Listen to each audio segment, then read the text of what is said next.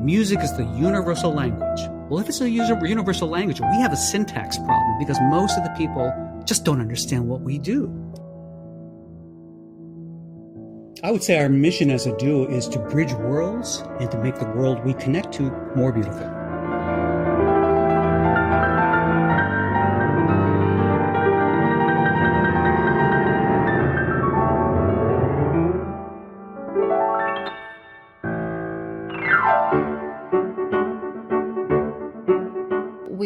We come from very different cultures. And the fact that we come together as a four-hand piano duo sharing one piano, and we have to make things work, and making music to share with people, I think sends out the message that music truly connects people regardless of their background or cultures or I think the mission. piano in particular is one of those unique instruments that has truly been able to bridge so many cultural barriers.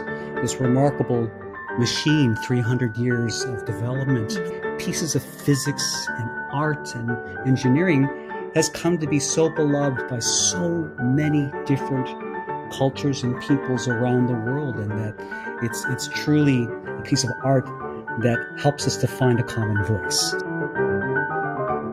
Happy holidays, friends! Here's a little gift from me and the Piano Pod.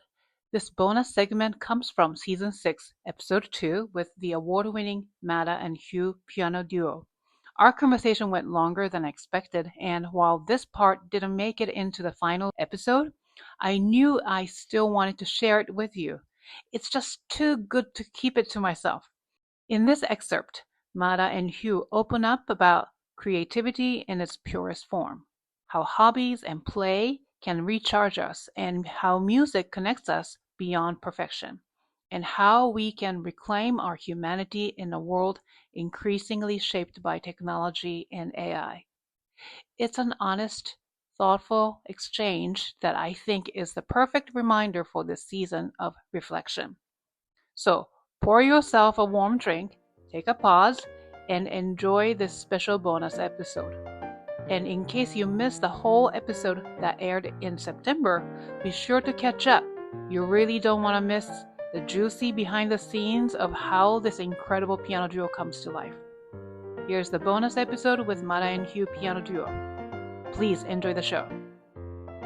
You're journaling, writing, Yeah, anything. I was gonna talk about that. I've taken up recently. I mean, I think it's like 2 years or something, but I don't even recall exactly the moment that it began. It just I've had always been curious about painting and about the visuals. My mom is a painter and an architect, so I think I got that from her. But I never professionally pursued that. I chose music, right? But sometimes as a hobby, I do like to doodle and sketch and play with colors and textures. And I have found to do this in a creative way in the form of journaling and scrapbooking. And, there are so many people that enjoy doing that. It's a lot of people that are part of this community of art journaling that share their experiences online, and it's also a very recommended form of therapy. And this is my safe space where I go once in a while, sometimes maybe too much, and I stay there for too long. But it is a form of healing, and it is a form of charging batteries, and it's also a very helpful way not just to be creative without any purpose, because as professionals, yes, we want to be creative, we feel the need, right? It's an intricate need, first of all, but we kind of have to be creative because also this is our job, this is what we have chosen to do, right? We have to, we've transformed it into a job. Yeah. But by pursuing hobbies, it doesn't matter for how long. It's just I feel liberated from that pressure of being good at and getting validation from people, because I think that this is what stops a lot of folks pursuing their creative dreams, especially classical music, right? Oh, don't get me Yeah, started. especially that. If I may jump in, Yeah. again, just kind of putting on my retail hat, one of the things, because I working at Cunningham Piano, I see so many people coming in, and we're there to help them bring home a piano. And I can't tell you how many times I see people coming in like they feel ashamed to come to the piano, like, oh, I haven't played in years, or I'm not very good at this. I'm like, and it's sad to see people judging themselves on an instrument where our greatest joy is you want to learn, you have to start somewhere. It's wonderful, Yeah. and make mistakes, try it, but just I want people to experience the joy of playing music, not to punish themselves because they can't play such and such a lick quite right, or they haven't taken lessons in years, or they quit when they were kids. The judgment that many people come to art with is unnecessary to some degree, right? Yeah. And I'm talking about the general public. And I think we need more playground art where people are invited to be messy artists, play the piano, hit wrong notes, enjoy the process, and find a different way to iterate from that, rather than expecting to be perfectly have everything Well, before you even hit the keys. we of course depends on what level do you want to be at, right? So again, this is a very delicate territory. But yes, what Hugh is emphasizing is we need, especially in this era of technology, we need to allow ourselves to be creative outside of technology and outside of AI, and which is great. I mean, you operate with AI quite a lot, but we were reading just the other day. We're reading some a little bit concerning news about how AI started creating realistic movies and songs, and it's so hard to tell the difference, And the question is, which I think every single person should ask themselves, like, well, then what's going to happen with our unique creativity, right? Our unique voice. This is the authentic form of creativity, not AI. So what's going to happen? Like, how are we going to be able to tell the difference in the future? And is it going to be even worth it, worth expressing, worth looking for? Yeah. Yeah. So Well, I think there's a tremendous, maybe it sounds really weird. I see this huge opportunity, actually, because I also see as AI, and I think AI is phenomenal as a tool, as a creative partner. So many in an efficiency booster. There are things that I can do now with I couldn't even dream of doing, which is I think is wonderful. Having said that, um, when it comes really to the creativity and the performing arts and things like that, one of the things believe it or not, I don't think I ever showed you, but I was actually experimenting with taking some of our videos and then trying to work them through AI and getting a different background, seeing if AI could put us to make us look a little bit more stylized. It failed miserably. for now. Well, here's the I don't know. yeah, here's the thing. Now I'm going to say something that might sound counterintuitive. AI is trained on the most popular media models. There's a reason why Disney is suing a lot of the AI video generators, because most people want to make their characters look like Iron Man or Superman or Bugs Bunny, the known trademark characters, or the scenes. They're all the specific kind of sci-fi action. The creativity is, everybody's copying the creativity of giants that have pioneered some of those things. To be truly original, to be truly human, and being someone who plays the piano for a living, it's just not that economically viable. There's not It a has lot. never been economically Never been, viable. and it's not Of just course. it's just not a field that AI Let's is going to be have honest. a lot of interest in sort of analyzing to the degree that it's really genuinely good. The AI videos that I generate were so laughably bad because they don't have any models to generate from, because it's just not that much out there. So we have this quiet little space in the piano world where, because we're not this global, media empire in what we do, we are this beautiful little corner of genuine human art, with still, and it still amazes me that we have industries that create beautiful instruments that we get to play on, that they still make and manufacture, to really high degrees of skill, and craftsmanship. We have this unique little oasis, this crazy little eye in the storm of technology, where if people want the opportunity to experience what it means to be genuinely human, come play the piano, an acoustic piano. I know this sounds strange but this is what I say. I don't see AI generating piano players. It just doesn't happen. No, really, it doesn't really happen. AI can generate talking avatars. AI can generate sci-fi, gunfights. AI doesn't generate pianists playing beautiful repertoire, or unique compositions, contemporary compositions. And AI is not going to start to generate George Crumb. That's just not. No, a lot of people have been influenced and inspired by George Crumb, obviously. But there's a sameness to the AI content that I see being generated. There's a similarness, right? The creativity is starting to shrink in terms of certain kinds of output. And this humble discipline of being disconnected and touching wood and metal and molding sound physically with your own hands and ears, there's a meditative quality in what we do and what we share. And when the audience has the patience to sit through a 3, 5, 10, 20-minute song from beginning to end and learn what that sonic adventure actually is, guess what? You have just reclaimed a huge bit of the human experience, the genuine human experience, where our senses and our touch and our creativity is directly connecting us, the listener, ourselves, through real physical airwaves. There's a beautiful technological oasis that I think we create as classical pianists. Surprisingly, I think it's happening too, because I'm getting a lot of inquiries about piano lessons.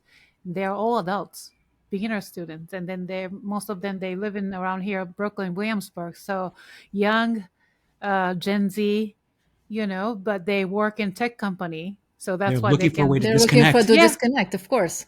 Yes, but you see, so it's nothing quite like, with your own hands and create something, whether that is just pressing the key down to create the sound, but it's nothing quite like it seems like. So they come, but they don't realize how difficult piano can be. So it's like, oh my gosh.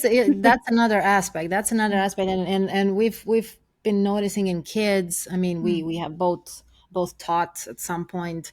There's, especially with kids, it's so hard to tell them, to prepare them for something that takes a lot of work for pretty much a lifetime. Okay. Because it's not the same as, you go to law school, you go to medical school, you have this amount of years, 4, 5, 6 years, and then you can start a job. No, for us is, yes, you get your diploma with master's, which is 2, or bachelor's, that's 4, but it doesn't mean that your learning process is over after you graduate. And then it means that next day, that's it. That's done with school. No, I don't think so.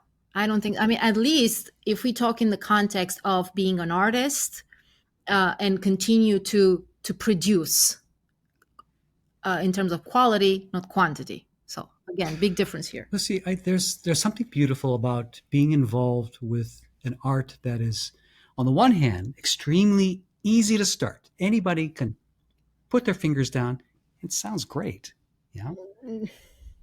And then having an entire lifetime to always realize there's something more that I can improve. There's something more that I can grow or learn, or another artist or another composition or another. Literally, there's no end to the world that you can explore. There's something, I think, that is that can be exciting. In other words, you're never going to plateau. At some point, that's just my thinking. In terms of, if music can be presented in such a way where it's not so much, it's presented in a way where it's an opportunity to say, here's a world easy to start, but you will never run out of things to learn. grow, explore, enjoy? Well, it has to do also with the will of the individual, right? Of course there is. I mean, the potential is there. The everything, the world is in front of you. Do you want to take this trip? Are you willing to make this effort? It's up to you. No one is going to push you, right? Of course, you can present to a kid, you can present to an adult. You can say, well, this is going to offer you a lifetime of exploring and learning and reward, but it requires a lot of effort and frustration quite often from you. Are you willing to pay the price or not? I think the choice is the individuals. Yeah, but you have both chose that path, right? Like, I Kind of only a have little five bit too hundred late to dollars in the switch. pocket, but I'm gonna do it. That sort of thing. You know what I mean? Like, Yeah, and yeah. reinventing yourself and reclaiming your space, and I think it's really Well, beautiful. there was a period of time when I was very heavily involved with airturn. My whole mind and concentration was on building this small tech company. For 3 years, it's a 24-hour day, nonstop job, really. When you are an entrepreneur at that level, you cannot think of anything else, right? And my mind, everything I was doing was just poured into trying to make airturn survive and successful. So for 3 years, I didn't play the piano. Okay, I just didn't have time. Completely devoted myself to airturn. Well, my time at airturn, I decided to leave, sell my shares, and the company's still going on. But I left. I got a payout, and it helped me, give me some time to think about what to do next. Curiously, as soon as I quit, Curtis had given me a call and asked, "Could you help us out? Just to do some accompanying." And just help us out a few hours a week or whatever, because we have an overflow of some students that just we can't find a pianist for. I hadn't played for 3 years. I'm like, am I going to remember how to do this? I remember coming and sitting in at the first lesson, and I think it was Mozart, or I don't remember how I playing. I'm like, okay, I'll put my hands in the keys. And it was like no time had passed. The music was just, everything just came. And I almost had tears in my eyes. I'm like, why did I stop? I remember once thinking that I was so sick and tired of music because I was just nonstop playing everyday concerts 4 or 5 times a week and just rehearsals all day long. But now coming back to it, I realized I can't let this go. This was foolish of me to have almost lost the music that's me. And I remember coming back from that couple lessons and I had tears in my eyes. I'm like, I never want to lose that love again, And ever since that moment, it's just like any opportunity. I don't care, even if it's just a simple opportunity to play with some kid. I don't care. It's music. I get to play it. I get to do something beautiful. And this wonderful opportunity I have to do something unique and creative. It's just like, I remember I was at a certain company and was meeting with one of the co-founders. And this gentleman was very impressive. If I mention his name to some people, they would be like, "Oh, you got to work with him?" Anyway, he was of that level. And I, being new to whole entrepreneurship and business, I was like peppering him with questions about how do you do this? How did you get started? How do you make money? Blah, blah, blah, and all this. I remember him looking at me like,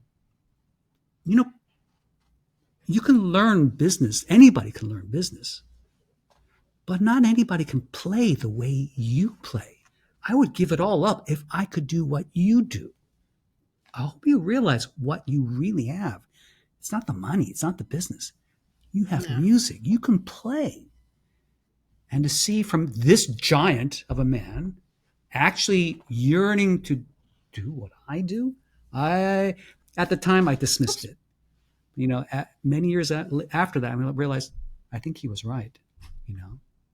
What we do as musicians, that's precious, very, very precious, and something that I want to share with other people and even other students to help them at least understand the joy of making music. It's not about being successful, but it's about having the joy of knowing that I can sit down and music is in me. And music is, even if I just sit and listen, music is something I can deeply, deeply enjoy. And not just that, but also it's scientifically proved that music shapes the character and personality of people. Is that why I'm so crazy? Is that why I'm so crazy?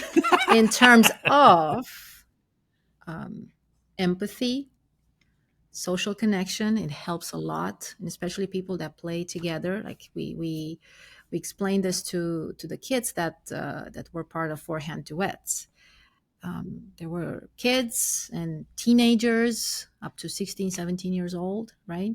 And they were going through clearly the most delicate period of their lifetime, and that it was the time when they should learn. Right now they should figure out or start figuring out their role in society, their role, what's going on with them in this world, right? So I think music can have a very impactful role in people's life. Yeah, it really shapes. Like I remember that when I started performing chamber music seriously, and that was probably after 17, 18, because before it was just in high school, just before, people would ask me like, "Do you want to play?" Like, yeah, I need a accompanist. I need, okay, fine. But then professionally, in terms of,